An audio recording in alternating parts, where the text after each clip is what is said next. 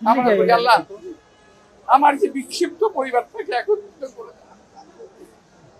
আমার পরিবারটা ছিন্ন বিচ্ছিন্ন আল্লাহর যে বিচার এই বিচার থেকে কোনো মানুষ রেহাই পাবে না। 17 বছরে একটা মানুষের জীবনে যে প্রাইম টাইম আছে, আমার বয়স 74 বছর।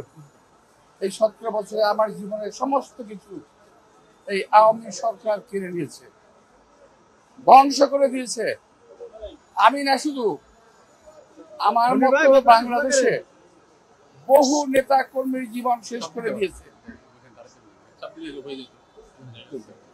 বহু নেতা কর্মী। আমি আজকে হয়তো আপনারা দেখলেন যে আল্লাহর রহমতে 17 বছরের পরিশ্রম, আল্লাহর রহমতে এই রায় আমরা অর্জন করেছি। এই 17 বছরে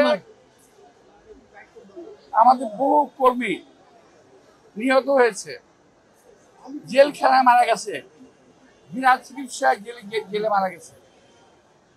এই 17 বছরে বহু পরিবার ধ্বংস হয়ে গেছে, একইভাবে আমার পরিবার ধ্বংস হয়ে গেছে। আমি যখন আল্লাহর কাছে দোয়া করি, নামাজ পড়ি, আমি পরম দয়ালু করুন আল্লাহ তাআলার কাছে আমি দোয়া করি, আমরা বলি আল্লাহ আমার যে বিক্ষিপ্ত পরিবারটাকে একত্রিত করে আমার পরিবারটা ছিন্ন বিচ্ছিন্ন আমার বিক্ষিপ্ত পরিবারটাকে করুণা। একটা ভাই মারা গেলে আমেরিকাতে, একটা ভাই দীর্ঘদিন বাইরে আছে।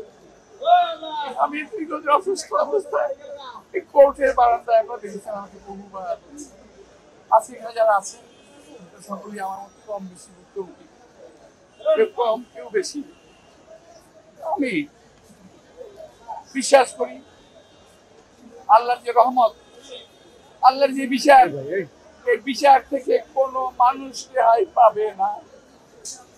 আল্লাহর রহমত যেমন আমাদের উপর বর্ষিত হয়েছে, তেমনি আল্লাহর বিচারও তাদের উপর বর্ষিত হবে। ওরা যে যেখানে আছে ওখানেই শাস্তি পাবে। আপনারা সবসময় দেখেছেন বিচারপতি কি বলে, মানিকে কিরকম গিল্লতি, কিরকম নাল্লতি, যেটা কোরআন শরীফে আছে যে আল্লাহ তাআলা যাকে বিজিত করেন কিভাবে করেন উনি দেখিয়ে দেন। তো আমি জানি, আমি চাই আল্লাহ তাআলার কাছে সেই বিচারটা। অনেকে বলতে পারেন ক্ষমা মহত্বের লক্ষণ, আমি ভাই মহৎ ব্যক্তি না, আমার জীবনের বিনিময়ে কাউকে আমি ক্ষমা করতে পারছি না।